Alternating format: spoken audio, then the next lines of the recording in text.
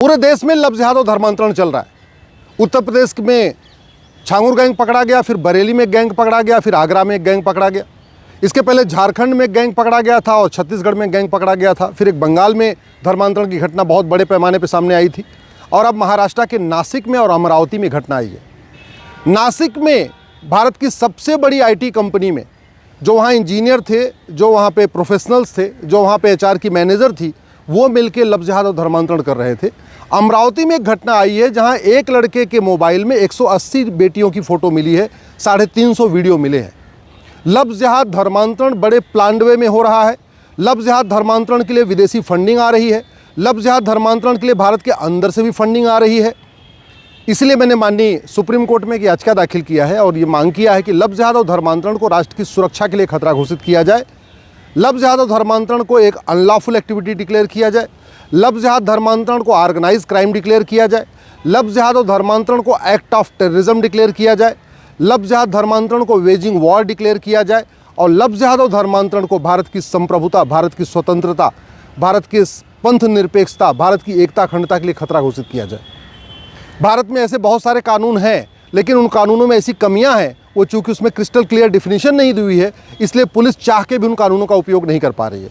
उदाहरण के लिए हमारे पास जो राष्ट्र की सुरक्षा के लिए खतरा है, उससे निपटने के लिए नेशनल सिक्योरिटी एक्ट है, लेकिन इस नेशनल सिक्योरिटी एक्ट में कहीं लिखा ही नहीं है कि लव जिहाद धर्मांतरण हमारी राष्ट्र की सुरक्षा के लिए खतरा है। इसलिए पूरे देश में किसी भी राज्य की पुलिस लव जिहाद धर्मांतरण कराने वालों के खिलाफ नेशनल सिक्योरिटी एक्ट का उपयोग नहीं करती।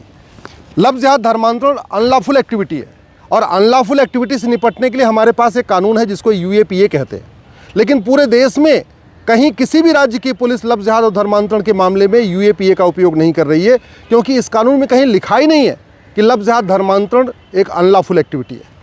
लव जिहाद धर्मांतरण बड़े प्लान्ड वे में किया जाता है, वेल ऑर्गेनाइज्ड होता है और ऑर्गेनाइज क्राइम से निपटने के लिए बीएनएस में सेक्शन 111 है, लेकिन इस सेक्शन 111 में चोरी डकैती तो ऑर्गेनाइज क्राइम है, लेकिन लव जिहाद और धर्मांतरण को ऑर्गेनाइज क्राइम डिक्लेयर नहीं किया गया है। इसलिए पुलिस चाह के भी सेक्शन 111 का उपयोग नहीं कर पा रही है।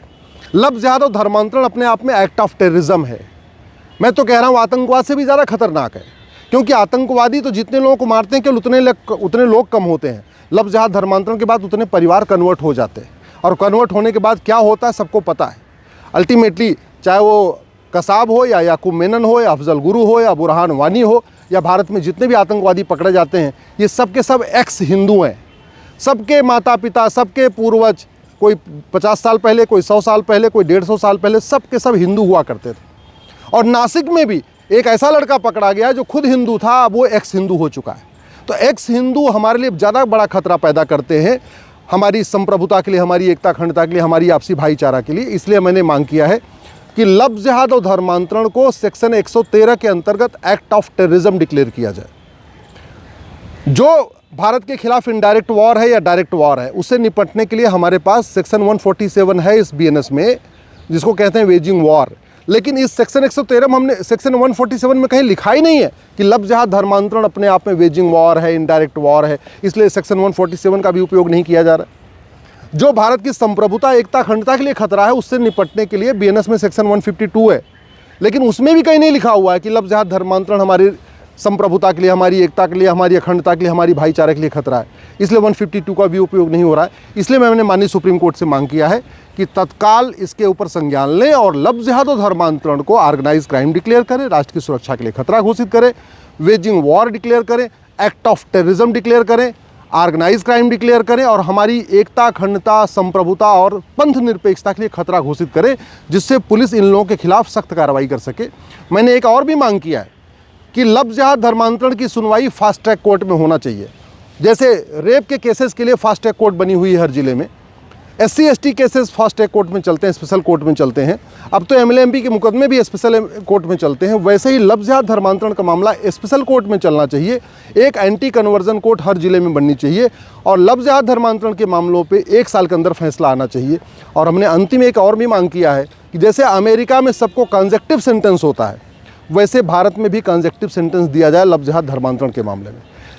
अमेरिका में मान लीजिए किसी को 5 धारा में 5-5 साल सज़ा हुई तो उसको 25 साल की सज़ा होती है, क्योंकि एक सज़ा पूरी होती है एक धारा की, फिर दूसरे धारा की सज़ा शुरू होती है, फिर तीसरे धारा की सज़ा शुरू होती है, फिर चौथे धारा की सज़ा शुरू होती है। इसको कहते हैं कंजेक्टिव सेंटेंस। भारत में मान लीजिए 5 धारा में 5-5 साल सज़ा हुई तो टोटल 5 साल सज़ा चलती है, क्योंकि पाँचों धाराओं की सज़ा एक साथ शुरू होती है, एक साथ खत्म हो जाती है। तो मैंने ये मांग किया है कि लफ्ज़ जिहाद धर्मांतरण के मामले में कंसेक्टिव सेंटेंस देने का ऑर्डर कर दिया जाए सारे कोर्ट्स को, जिससे कि इनको ज़्यादा से ज़्यादा सज़ा मिले। जब खौफ सज़ा जल्दी होगी, साल भर के अंदर होगी, कठोर सज़ा होगी, 20 साल 25 साल 30 साल 40 साल की सज़ा होगी, प्रॉपर्टी जब्त होगी, इनकी सिटीजनशिप खत्म होगी, तब जाके लफ्ज़ जिहाद धर्मांतरण रुकेगा। और नहीं तो बड़े प्लान्ड वे में भारत की डेमोग्राफी बदलने के लिए लफ्ज़ जिहाद धर्मांतरण कराया जा रहा है। 0.1% ही सही, लेकिन भारत की डेमोग्राफी पर डे बदल रही है। थोड़ा सा ही बदल रही है, लेकिन पर डे बदल रही है। भारत में 9 राज्यों की डेमोग्राफी पूरी तरीके से बदल चुकी है। 800 जिलों में से 200 जिलों की डेमोग्राफी पूरी तरीके बदल चुकी है। 6000 तहसीलों में से 1500 तहसीलों की डेमोग्राफी बदल चुकी है। भारत के बॉर्डर पे जो 300 तहसीलें हैं, उसकी 300 की 300 तहसीलों की डेमोग्राफी बदल चुकी है। और इसका रूट काज है लफ्ज़ जिहाद, धर्मांतरण, घुसपैठ और जनसंख्या विस्फोट।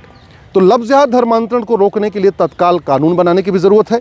हमारे पास जो ये BNS है, इसमें ऑफेंस रिलेटिंग टू रिलीजन तो है, लेकिन ऑफेंस रिलेटिंग टू कन्वर्जन नहीं। इसलिए मैं केंद्र सरकार से भी निवेदन करता हूं, तत्काल इस BNS में संशोधन करें, एक नया चैप्टर जोड़ें ऑफेंस रिलेटिंग टू कन्वर्जन, और सरकार जो सेक्शन 111, 113, 147, 152 है उसको भी बदले, जिससे लफ्ज़ जिहाद धर्मांतरण पे त्वरित कार्रवाई हो, फास्ट कार्रवाई हो और जल्दी से जल्दी सज़ा मिले, तब जाके रुकेगा।